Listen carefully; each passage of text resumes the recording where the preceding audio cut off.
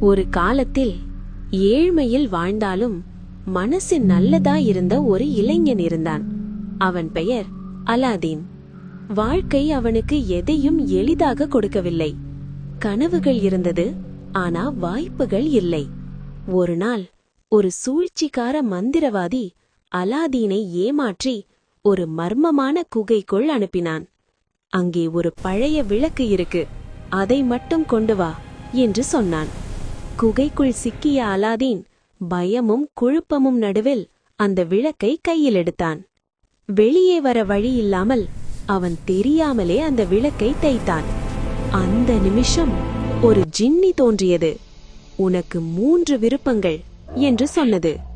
Aladdin முதலில் கேட்டது, என்னை இங்கிருந்து காப்பாற்று. அவன் வெளியே வந்தான். ஆனா அவன் மனசு மாறவில்லை. பணம் வந்தாலும் சக்தி வந்தாலும் அவன் மனிதத்துவத்தை இழக்கவில்லை. அவன் உதவினான், அன்போடு நடந்தான், நியாயத்தை விட்டு கொடுக்கவில்லை.